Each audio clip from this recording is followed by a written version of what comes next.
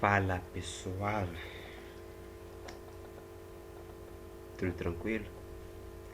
Vamos aqui à nossa segunda aula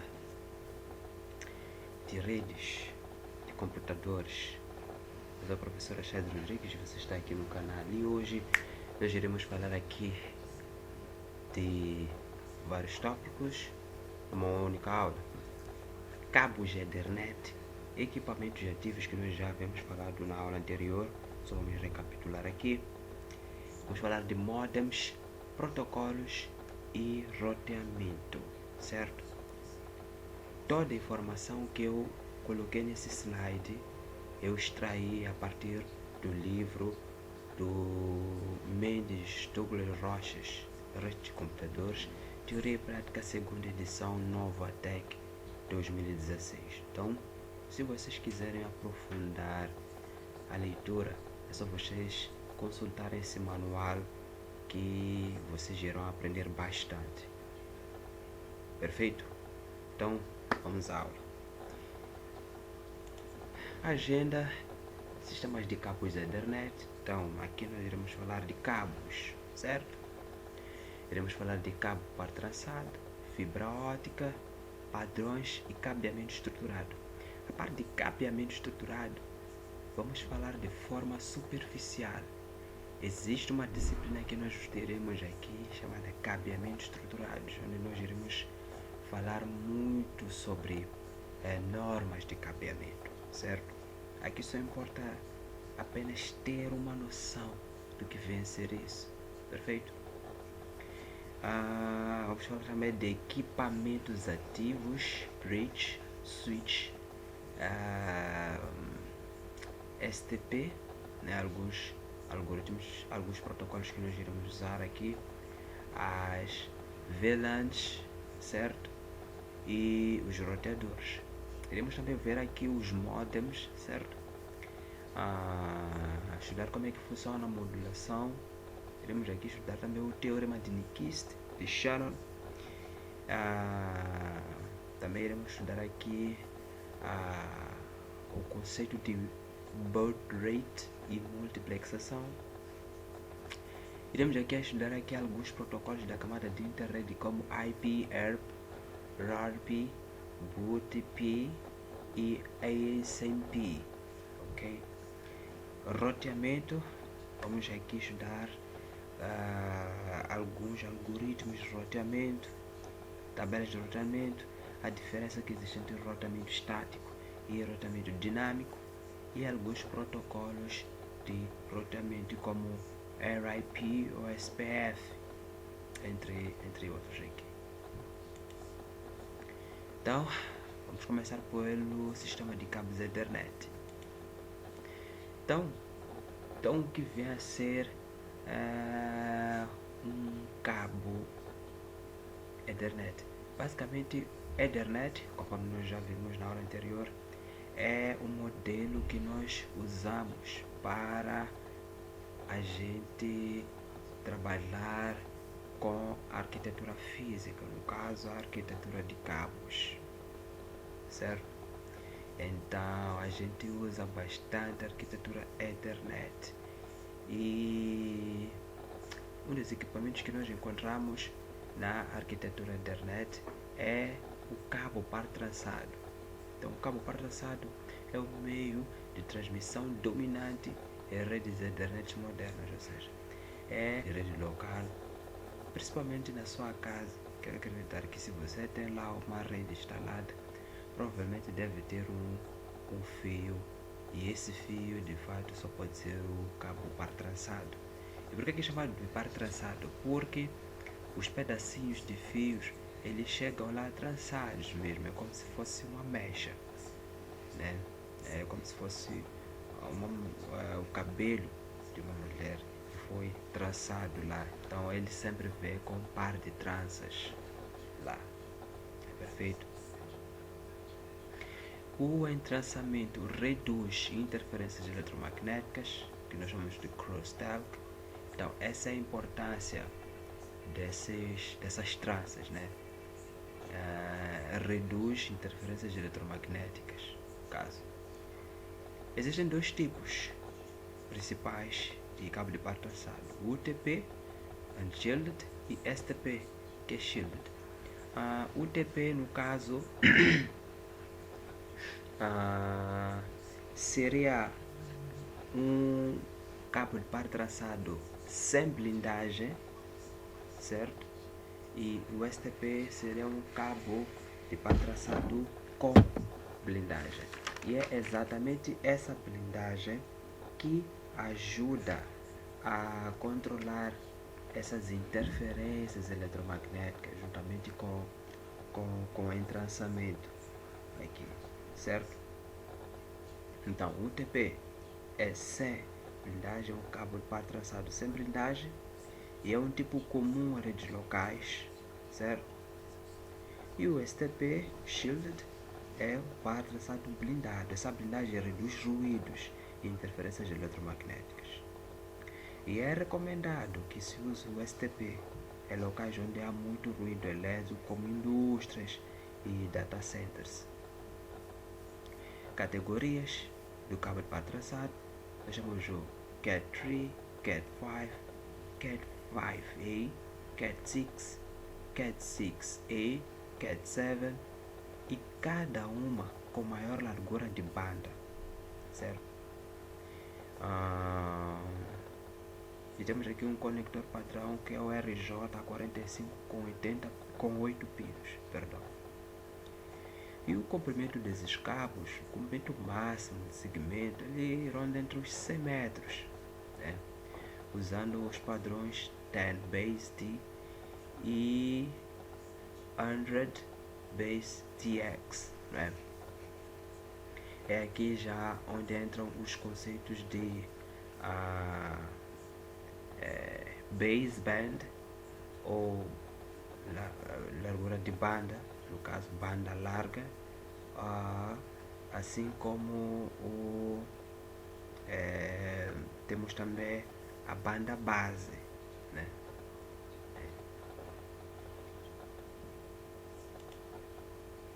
Então temos aqui o par trançado em comparação com a fibra ótica.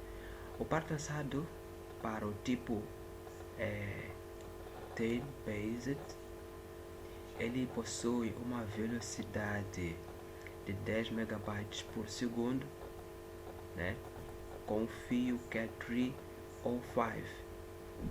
Para uma arquitetura, para um tipo de fio com 100 base TX, nós temos aqui uma velocidade de 100 megabytes por segundo, e a configuração, conforme nós vimos aqui a categoria, ele ronda entre o Cat 6A ou 7, o Cat 6A ou 6, no caso Cat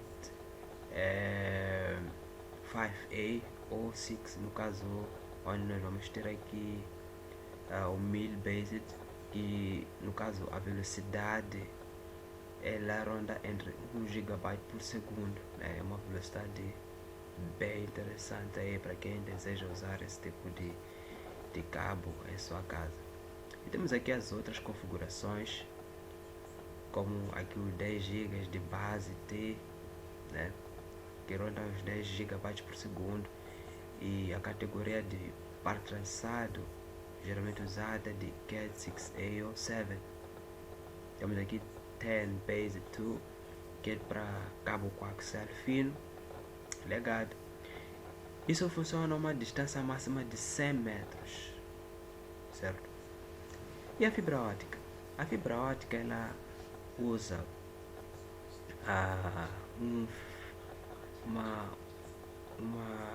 um padrão 100 base fix, no caso de 100 megabytes por segundo, e é uma fibra multimodo, certo? Nas questões, tem uma questão onde eu pergunto o que é isso de qual é a diferença que existe entre multimodo e monomodo, certo? Basicamente, o multi já dá a entender que envolve vários, o mono envolve um único tipo.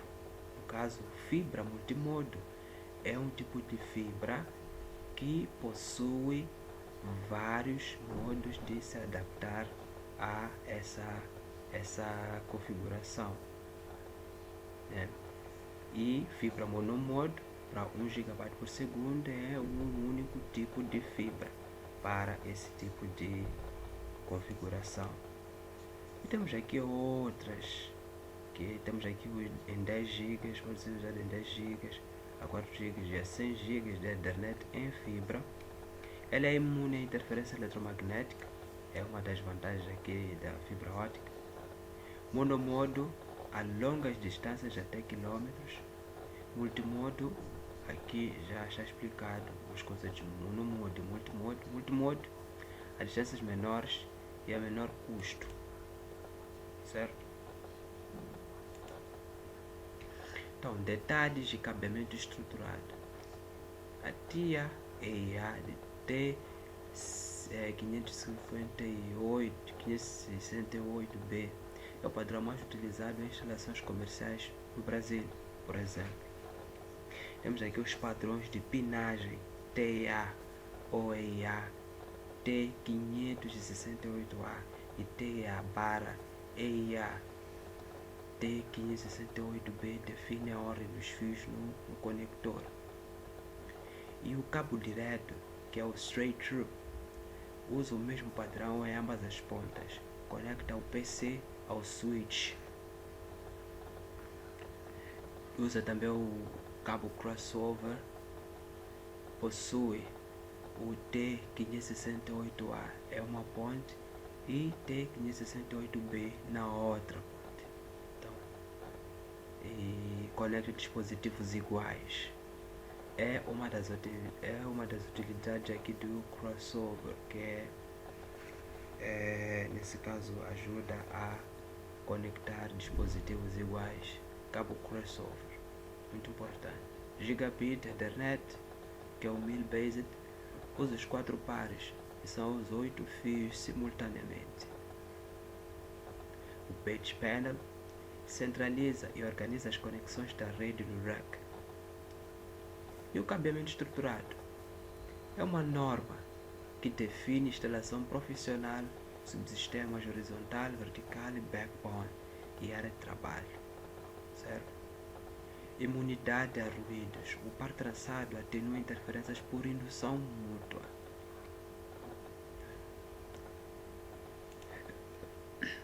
Equipamentos ativos.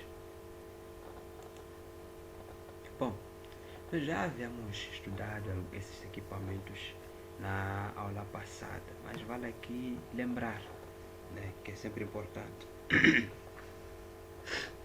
Então, os primeiros, né, equipamentos ativos que a gente vê aqui é o bridge e o switch. O bridge, ele opera na camada 2, que é a camada de lance do modelo OS. Ele aprende endereços MAC por quadros recebidos. Se você não sabe o que é um endereço MAC, eu expliquei na aula anterior.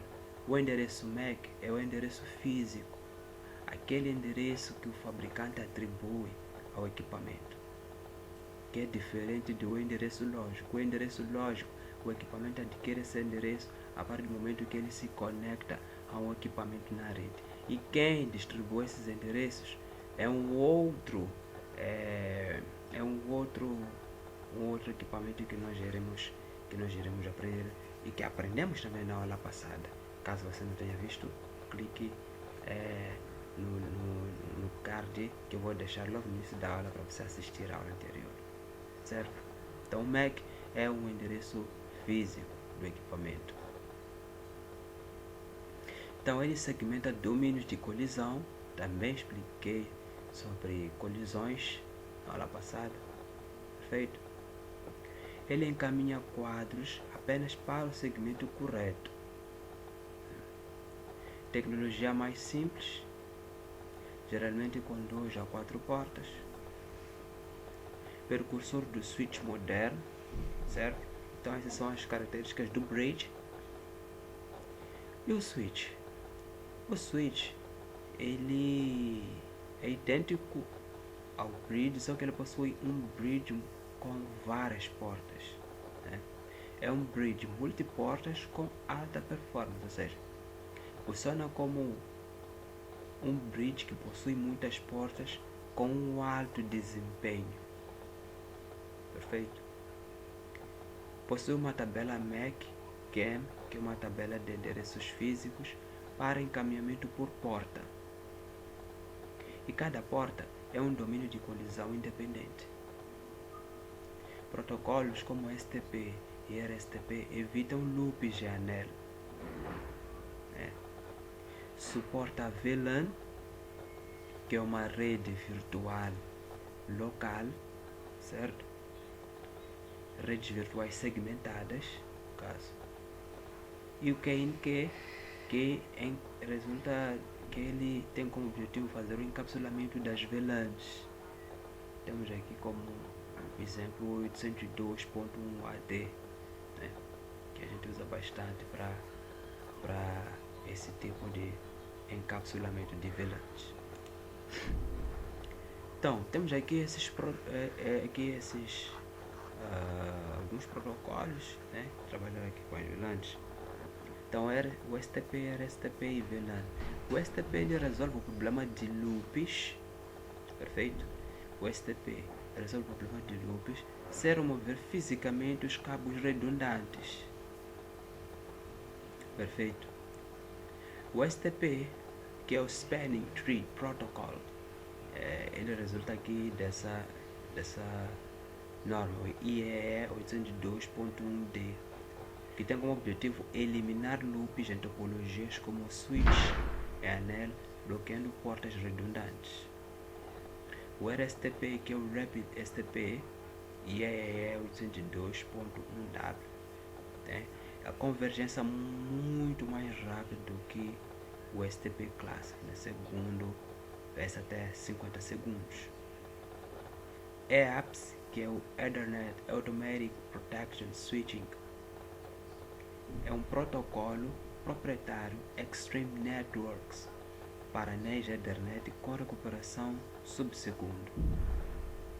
A VLAN, que é uma Virtual LAN, ele tem como objetivo segmentar logicamente uma rede física em múltiplas redes isoladas na camada 2, que é a camada de LANs no modelo OS.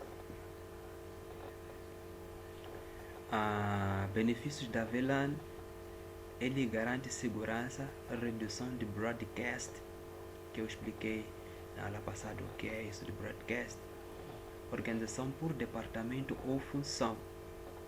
O KNQ, que é o EE 802.1 AD, ele empilha tags da VLAN, muito usado por provedores de serviços como o Carrier Ethernet.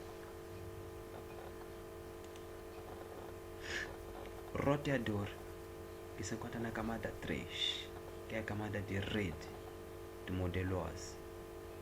Funções do roteador: ele opera na camada 3, que é a camada de rede do modelo OS TCP/IP. Qual é o objetivo do roteador? Ele encaminha pacotes IP entre redes distintas, ou seja, o roteador ele tem como objetivo determinar a melhor rota para o encaminhamento de pacotes IP de redes distintas, ou seja, de subredes numa rede. Ele mantém e consulta a tabela de roteamento, interliga redes com diferentes tecnologias, separa domínios de broadcast. Ele pode aplicar listas de controle de acesso, que nós chamamos de ACL. Ele também é responsável pelo endereçamento IP. Cada interface do roteador possui um endereço IP. Lembra que eu disse que existe um equipamento que é responsável por distribuir endereços lógicos a equipamentos que fazem parte da rede? Pois é, esse equipamento é o roteador. Então, ele atribui um endereço IP, que é o endereço lógico, que a rede irá identificar este equipamento a partir deste mesmo endereço. Então, endereço IP identifica a host, certo? E rede. É responsável também por atribuir uma máscara de subrede e separa as partes do endereço. O roteador mapeia um IP de destino, que culmina com uma interface de saída. Por default, do gateway, o roteador padrão para os hosts. Por default do gateway, o roteador atribui um padrão para os hosts. A ARP ele resolve o IP do próximo salto, MAC. Modems. Shannon, no livro que eu mostrei logo no início, conceitos fundamentais de modem. Então, Shannon, ele define o limite teórico absoluto. E ele diz que nenhum sistema pode superar esse limite. Então vamos ver aqui o que Shannon defende em relação aos modems. Primeiro, o que é um modem? O modem ele resulta das palavras modulador e demodulador, ou seja, ele converte sinais digitais em analógicos e vice-versa, analógicos para digitais. A modulação é o processo de alterar portadora ou amplitude ou frequência ou fase para transportar dados. A demodulação é o processo inverso, ele recupera os dados digitais do sinal analógico. Teorema de Nyquist. O teorema de Nyquist ele defende aspectos relacionados à largura de banda e níveis de sinal. Vamos lá ver. Então, o teorema de Nyquist diz que a taxa máxima de transmissão, nesse caso, que é 2 vezes o B vezes o logaritmo de M na base 2, onde B, ou seja, então diz que a taxa de transmissão é igual a 2 vezes B vezes o logaritmo de M na base 2, onde B é a largura de banda, M são os níveis de sinal. Então essa é a lei de Nyquist. E a lei de Shannon? Shannon ele diz que a capacidade máxima de um canal será igual a B vezes o logaritmo de 1 mais S sobre N na base 2, onde S sobre N é a relação sinal-ruído. Depois temos o conceito de bitrate, que representa o número de símbolos transmitidos por segundo, que é diferente de bits por segundo, quando o M for maior que 2. O M é a quantidade de níveis de sinal.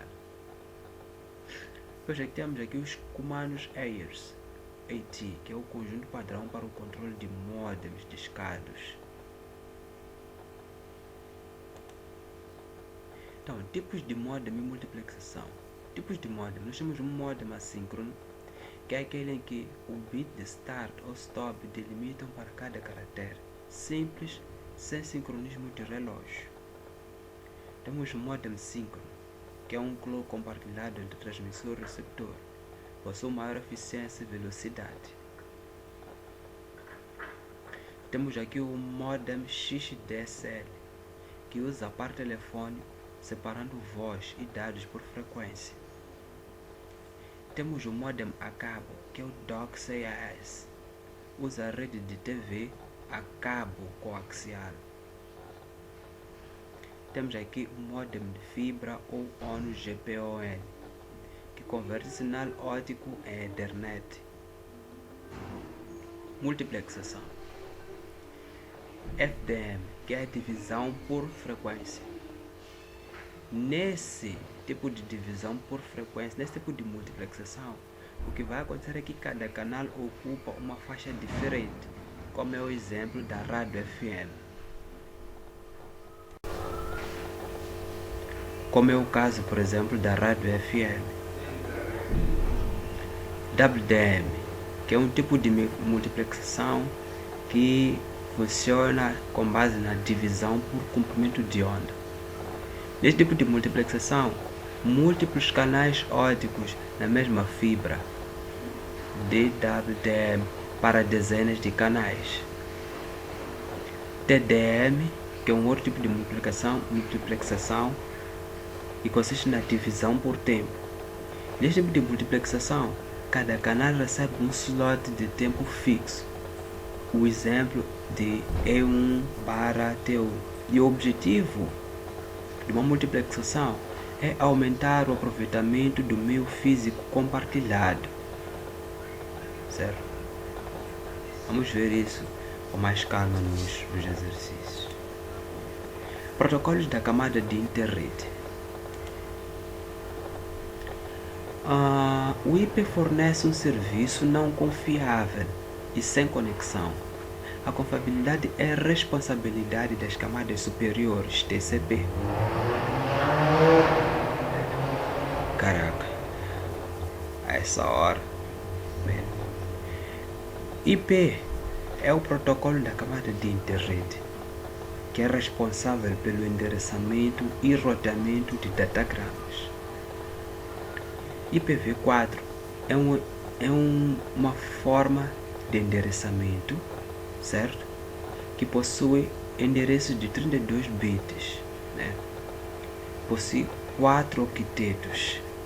Um exemplo do endereço IP é este aqui, 192.168.1.10.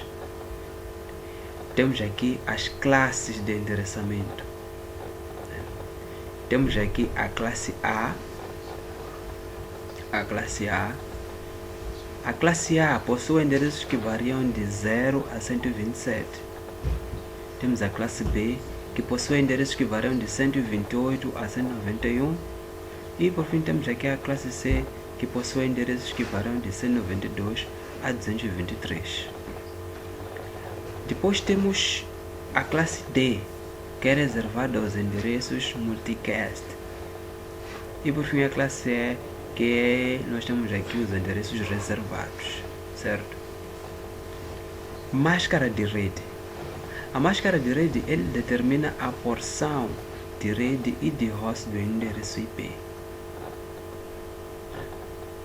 Nós temos aqui o conceito de CIDR, que é o Classless Interdomain Routing, que é a notação ou prefixo. Exemplo: esse endereço 192.168.1.0/24. Isso significa que tem 256 endereços. Com exercícios nós vamos entender mais ou menos como é que funciona essa parte de determinação dos endereços aqui, né? Para se encontrar, por exemplo, esse endereço, primeiramente nós colocamos esse endereço na forma binária e a gente aí sai fazendo os cálculos. Na prática a gente mostra isso. Datagrama IP é o cabeçalho da versão TTL, protocolo, IPs de origem ou destino, mais dados. Endereços reservados começam por 127 e aí continuamos x, depois segue o loopback. Mas também pode ter um outro caso, em que nós temos um 0, 0, 0, 0, depois temos aqui a rede. Também podemos ter 255, 255. 255 e seguido do broadcast, né, da parte do broadcast. Depois temos esses protocolos: ERP, RARP, BOOT,